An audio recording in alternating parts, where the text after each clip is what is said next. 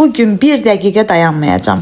Salam değerli izleyicilerim, kanalımıza hoş geldiniz. Necəsiniz? Ümid edirəm ki, hər biriniz yaxşısınız. Mən də yaxşıyam. Bugün səhər dedim ki, kompleks eləmədən kənardan videonu qoyacağım, tezləşdirəcəm. Nə işim var elə o formada da görəcəm. Sonra fikirləşdim ki, bir dənə rahat geyim tapım. Bu koftanı ümumiyyətlə evdə olanda da kofta mənim ən rahat koftam sayılır. Çox rahatdır, çox boşdur. Özümü çox rahat hiss eləyirəm. Abunəçilərim də demişdi ki, koftanın qolu qısa olsun, belə qolçaqla giyin, rahat olacaq. Onlardan ilhamlandım və bu şalvarın mişqalarına baxmayın. Biraz gülməli görünür mişqaları, amma ki bu şalvar da çox rahatdır. Ona görə belə bir paltar seçdim özümə. Deyim ki, özümü o qədər rahat hiss elədim ki, baxıram ki, çox iş görmüşəm. Neçə saatlarla iş görmüşəm, hələ tezləşdirmişəm deyə sizə o qədər görsənmir. Əslində çox uzun iş görmüşəm, yəni. Deməli paltar rahat olanda adam özü də rahat olur. Əvvəlcə iş haqqında məlumat verim ki, burada ipdən yığdığım paltarlar var idi ki, onları pükdüm, yerinə qoydum, sonra yerləri yığacağım, sonra tozları alacağım. Birinci, yəni otaq-otaq gəzirəm, hansı ki düzənə salıram, daha sonra isə tozları alacağım, daha sonra isə bütün yerləri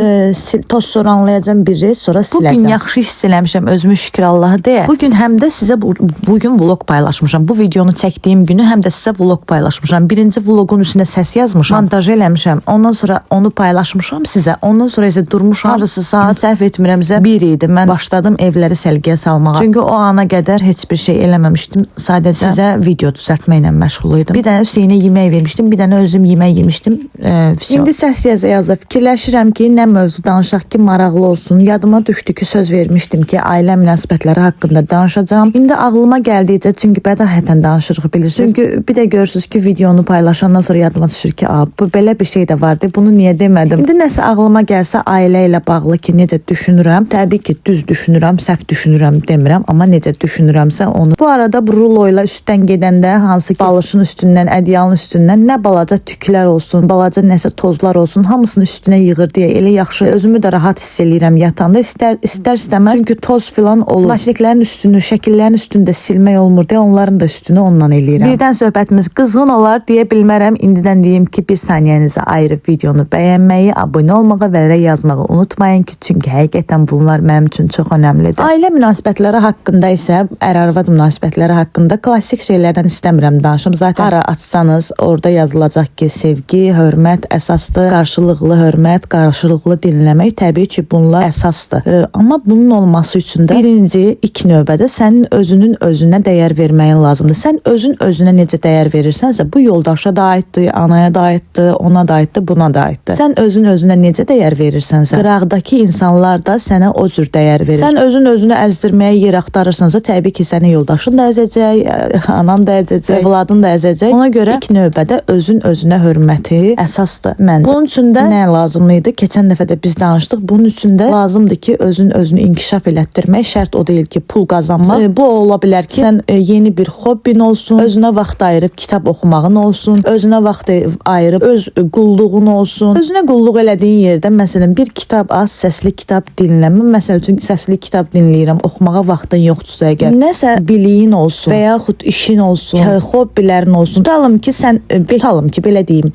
Çox söhbətlər nə üçün düşür? Məsələn, yoldaşa zəng vurur, qadın yoldaşına zəng vurur ki, sən mənə az axtarırsan, vaxt ayıra bilmirsən. Yoldaş da işdədir də, indi vaxt ayıra bilmir. Məsələn, mən bu sözü heç vaxt deməyim, amma bəlkə demərəm. Niyə görə? Çünki mənim də işim olur. Əgər sən öz işin olsa, sən zəng vurub ona deməyəcəksən, ağlamayacaqsan. Çünki vaxtın yoxdur. Bütün günü baxmırsan telefona ki, haçan zəng elədi. Niyə zəng vurmadı? Sən zəng vurmasan, sən elə arxasıca düşüb maraqlanmasan dayanmadan, əslində özü sənə zəng vuracaq. Belə çıxdı ki, zəng vurmayın deməkdir. Yox, mən bəlkə 10 dəfə, 20 dəfə, 30 dəfə zəng vururam. Amma zəng vuranda günahlandırmaq üçün yox. Ümumiyyətlə fikir verin, gəlib kimsə sizə deyəndə bunu niyə eləməmisən? Adam kimsə onu günahlandıranda özünü çox pis hiss edir. Məsələn, mənim illərdir rəfiqəm var bir dənə. Elə olur ki, biz aylarla danışmırıq, günlərlə məsələn danışmırıq və yaxud onun mesajına cavab yazmamışam, amma o mənə heç vaxt yazanda deməyib ki, nəcəb əvvəlki mesajıma cavab yazmırsan. Bu mənə o qədər gözəl təsir eləyir ki, heç vaxt məni günahlandırmır. Bəlkə günahlandırsaydı mən o qədər utanmazdım. Bu arada bu suyu soruşanlar olub ki, bu nədir? Əslində lavanda yağıdır. Lavanda yağı sadəcə qiyməti 15 manat idi. Ona görə də həm də ki, istifadə eləyəndə çox gedir. Bir damcı tökmək istəyirsən balışa, görürsən görürsən ki 10 damcı töküldü. Belə həm tez bitir, həm də ki qoxusu da ağır olur. Suyun içərisinə belə bir yöntəm tapmışam. Lavanda yağını əlavə eləyirəm. Belə yatağın üzərinə hər yerinə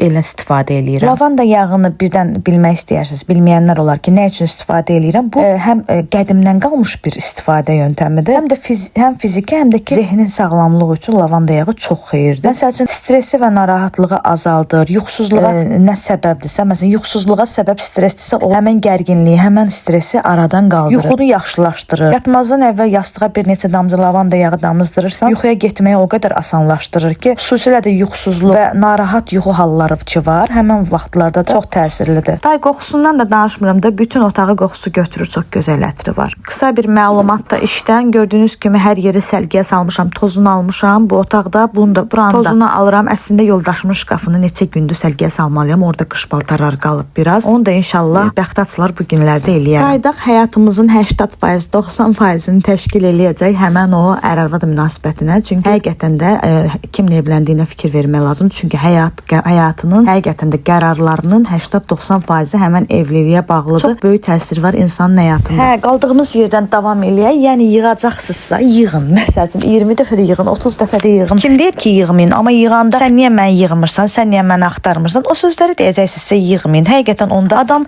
dostundan falan da çirkinir. Sən niyə mənə zəng vurub mənim günahlandırmalısan? Sən əksinə mənə zəng vur, denən necə sən darıxdın falan. Onda mən utanım ki, gör mən bunu yığmıram, bu məni yığır. Hobbini falan da deməkdə əsas məqsədim odur ki, sənin həyatının baş rolu sən özünsən. Bu nə övladın deyil, nə sənin yoldaşın deyil. Bunu o da hiss eləməlidir. Bu egoistlik deyil. Sən fədakar ola bilərsən. Sən hətta yeməyinə, içməyinə, hər bir şeyinə uşaq kimi fikir də verə bilərsən. Bu çox gözəl bir şeydir. Bunu egoizmlə qarışdırmayaq. Məsələn, kiməsə deyəndə ki, biraz yalvarma, biraz məsələn belə ol, elə ol, onu egoistliklə qarışdırır. Yəni soyuqluqla qarışdırır. Başlayır soyuq davranmağa. Fədakar davranırsa, fədakar davranmamağa. Xeyr, əslində biz çox fədakar olmalıyıq yoldaşımıza qarşı. Niyə olmayaq ki? Niyə egoist olaq ki? Biz çox diqqətli olmalıyıq. Hər bir şeyinə qarşı diqqətli olmalıyıq. Amma bunu hiss elətdirməliyik ki, öz həyatımızın baş rolunda mənəm. Sən deyilsən. Elə olur ki, qadın bütün həyatını qurban eləyir yoldaşına. Bu yaxşı, sağlam bir şey deyil əslində. Öz qərarı olunmur. Yoldaşın nə desə gülür. Yoldaşın nə desə baş üstə deyir. Bax, bu bizim ən böyük problemimizdir məncə. Bunu mənə əslində qohumlardan filan da mənə deyilməyib, amma ki, yəni eşitmişəm də hamı.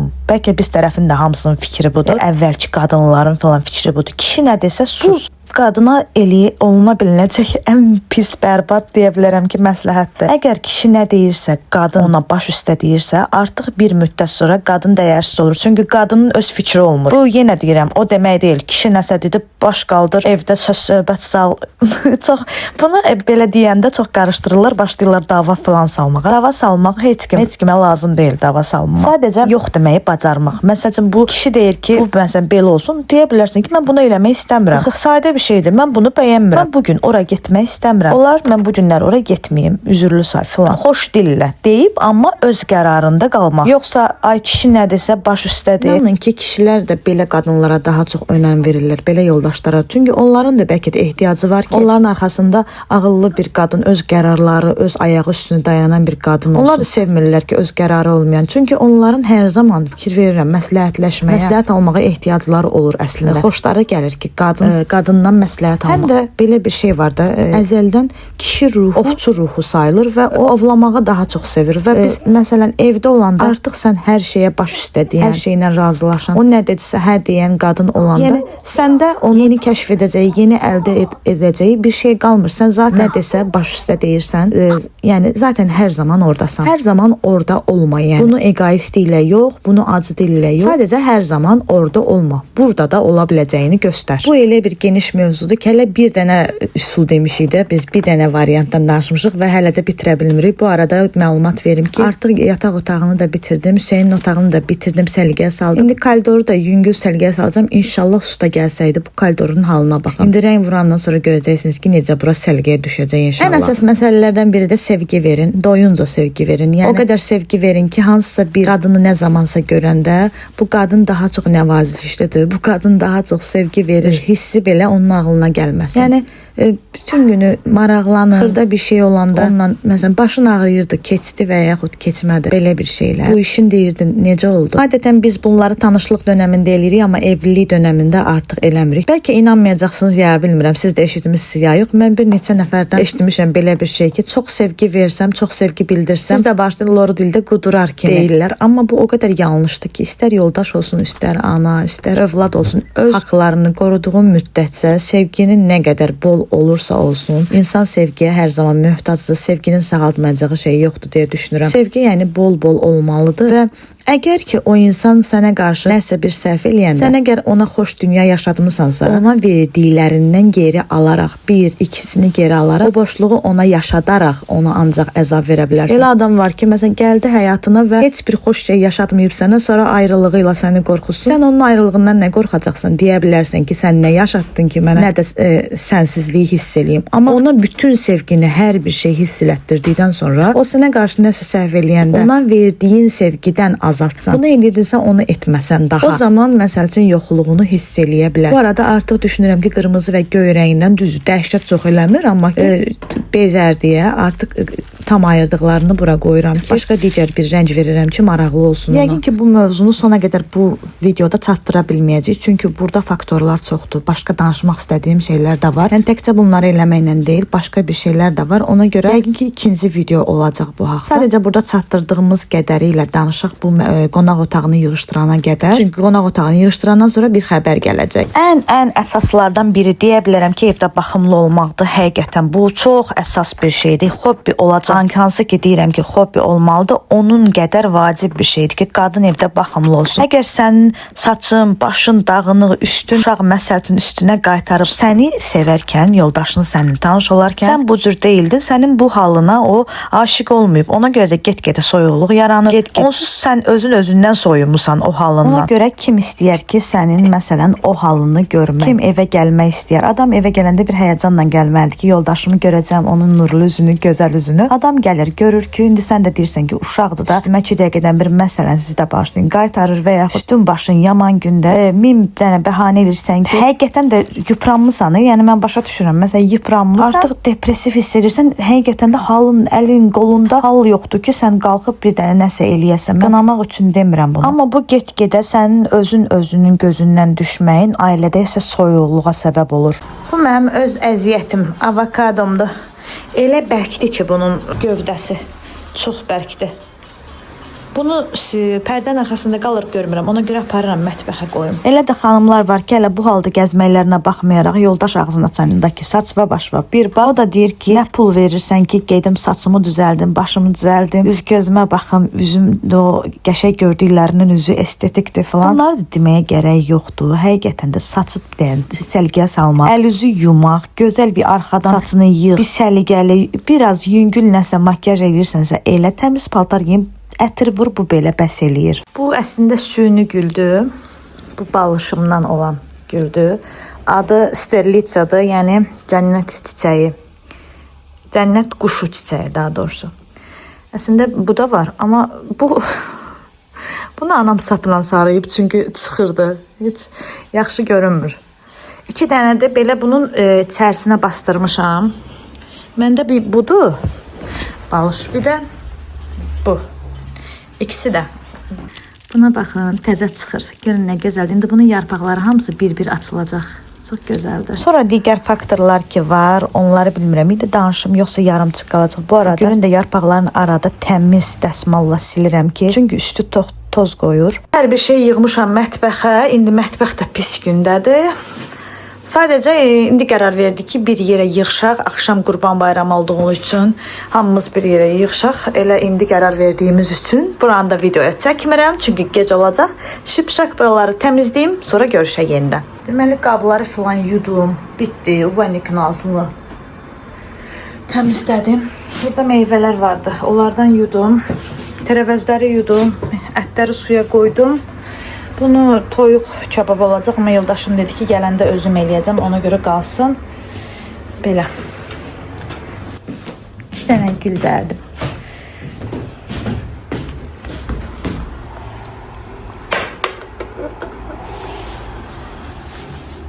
Bir Bir dənə kofe içim. Güllərim çox gözəl görünür.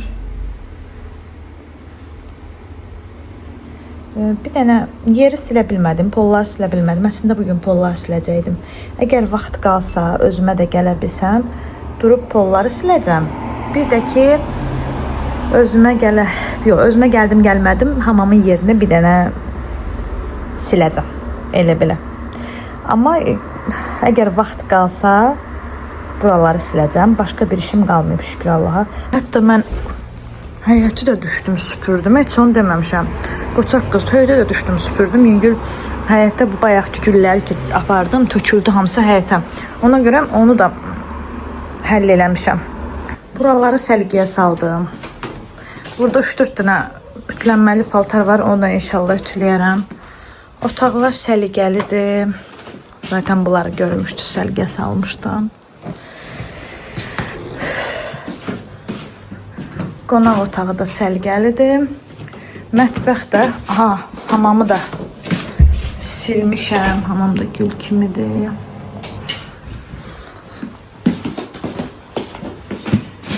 Burada hər şey səliqəlidir. Amma fikirləşirəm ki, pol silməyi sabah silim. Çünki onsuz da adam da gələcək. Bir dənə də bu soğanı yerləşdirmək lazım idi. Yerləşdirməmişəm. Çünki adam gələcək onsuz da sabah yüngül tozlanlayaram, silərəm. Belə fikirləşirəm. Geyinim, gedim marketə. Yoldaşım gələnə qədər, adamlar gələnə qədər. Çünki çörək almamışam. Çörək alım, bir də zibilləri atım. Bir də ki, zibilləri yığmışam ora. Bir də bir-iki dənə su alım. Bir də soğan salatı eləyəcəm, petruşka alım. Bayaq dediyim xəbər bu idi. Elə yaxşı ki, evləri də səliqəyə salmışdım. Getdim burada marketə, su filan aldım, gəldim, çörək filan. Yəni ani qərarla qərar verdik ki, bugün yığışaq. Ona görə də yoldaşım elə axşam düşdən gəlməlidir. Gələndən sonra kababları eləməlidir. Elə yaxşı ki, o gələnə qədər mən bütün işləri bitirmişəm. Elə bir iş qalmayıb. Sadəcə gəlib kabab eləməlidir. Sadəcə bir stolun üstünə də bilirəm ki, gəlinimiz filan gəlib kömək eləyəcək. Stolun üstünü yığacaq. Çörəyin də ağzını açıq qoymuşam biraz ki, parı çıxsın. Bir dənə də lavaş almışam. Bir-iki fraqment aşağıda kabab çəkilməkdən filan göstərmək istəyirəm sizə. Ya bu havanı görəsiz. Burada feni mən tuturam. Yəni Hüseyn gəlmək bilmədi aşağı. Ona görə də fenidən mən tuturam. Bu arada hansı ki bu mövzu ki danışdıq. O mövzunun əsas məqamları var idi başqa. Çünki tam o deyil. Yəni fikrimi çatdırmaq istədiyim. Ona görə də yəqin ki bu videonun part 2-si olacaq. Part 2 deyirlər də mən də elə deyirəm. Yəni ikinci videoda bu barədə sonunu danışmaq istəyirəm. Əgər sizə də maraqlı olsa videonu mütləq like eləyin, bəyənin. Bu arada çox sevinirəm ki, qardaşım filan gələcək. Əslində yoldaşımın anasına da tez zəng vurdum, amma təəssüflər olsun ki, o gələ bilmədi. İstəyirdim o da bizimlə olsun. Limonu qalıb, soğanlı salatın. Gəlinimizin biri belə bir aş gətirib. Deməli, o birisi də belə qarasını eləyib. Özdə son anda gördünüz də qərar verdik. Heç axşam üstünə qədər bilmirdik. Bunu da evdə özləri üçün bişirinmişlər. Onu da götürüb gəlib. Asfalıq çəkirəm deyəlim. Artıq kababların bişməyinə az qalıb. 1-2 reis yağış tökdü. Burada da stolu rahlayırıq. Stol aşağıdakı stoldan istifadə edəcəyik. Əslində yuxarıda yekə stol var. Amma ki yuxarıda hamı heç kim oturmaq istəmir. Ona görə də balaca stol divanın qabağına çəkdik. Bizim hamımıza bəs elədi. Bu arada bu soğanlı limonlu salatdan da elədim. Gördüyünüz kimi bugün həqiqətən də özümü qoçaq qız kimi pis eləyirəm. Çünki həm qonaq qarşıladım. Nə olsun yeməyi mən eləməmişəm. Nə olsun soğan salat eləmişəm bir də. Axır ki qonaq qarşılamışam ya yox. Evləri səliqəyə salmışam. Yəni bir dənə qabları axşam yumadım. Çünki çox sağ olsun su kəsildi. Su kəsildi həqiqətən onu da yuyacaqdım. Enerjim var idi. Amma su kəsildi. Bakdan gəlirdi yuya bilmədim. Ona görə də bugün yuyacağam. İndi gözləyirəm ki bu səsi bitirim. Sonra gedib evləri falan səliqəyə salım. Bir daha Qurban Bayramınız mübarək olsun. İstəyirəm burada artıq videonu sonlandırım. Sağ olun, gələn videolarda görüşmək üzərə. Allaha əmanət olun.